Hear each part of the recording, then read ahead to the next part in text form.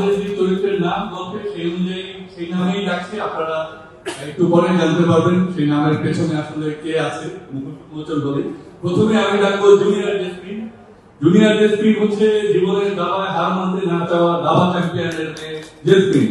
আমি জেসমিনকে আমন্ত্রণ জানাচ্ছি। এরপর আমি আমন্ত্রণ জানাচ্ছি আমাদের গল্পের আরেকজন, তার নাম হচ্ছে এশা। এশার ডেসক্রিপশন হচ্ছে এশা সম্বন্ধে আমি কিছুই জানি না, এশা আপনিও চলে আসে। এরপর আমি ডক্টর এজাজ। ডক্টর এজাজ হচ্ছে ঘুমের ওষুধ। আমি এতটুকু বলতে পারি, তাকেও আমি অনুরোধ করবো মঞ্চে আসার জন্য। এরপর আমাদের খুবই প্রিয় বড় ভাই আমার রানা, তাকেও আমি অনুরোধ করবো। তিনি হচ্ছেন জেসমিনের দাবা ঘরের নতুন গুটি। এবার আমরা দেখবো আমাদের আরেকজন সিনিয়র জেসমিন।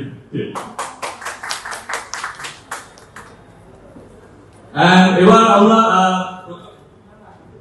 আমাদের এখানে তিনজন ভূত আছেন।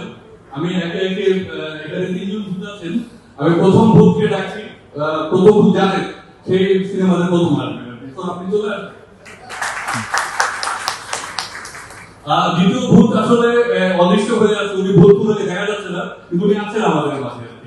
তিনি আসবেন বা এই মুহূর্তে আছেন এখানে, আমরা খুঁজে দিব তাকে।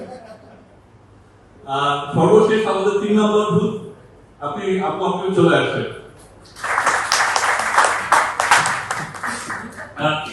না, সর্বশেষে আমাদের যে গল্পের যে কি বলা যায় যে মধ্যমণি, আমাদের চেষ্টা জাগিয়ে চলছে, যার সঙ্গে আমাদের জানা নেই, তাকে আমি আমন্ত্রণ জানাচ্ছি। সর্বোচ্চ জায়গায় পৌঁছে গেলে মানুষ যখন এক্সপ্রেশন দিয়ে বা আনন্দ নিয়ে চোখ মুখ এরকম করে, আমি তখন একজন শিশু আমাদের একটা গল্প শোনাচ্ছে, অবশ্যই আমি এদের সাথে অনবোর্ড থাকতে চাই।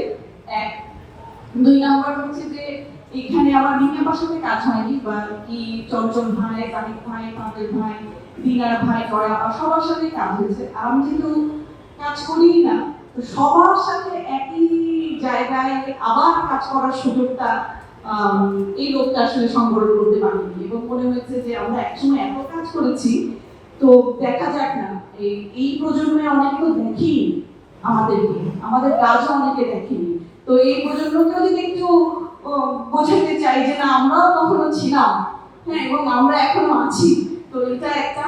আর সে যেটা বলতে চাই সেটা হচ্ছে যে আমি কানের ডাক্তার দেখাবো অতি সত্তর, কারণ আমাদের ডিরেক্টর এত জোরে কথা বলেন, আমি মাঝে মাঝে বাসা থেকে মনে হতো যে উনি বোধহয় অ্যাকশন কাট করছেন।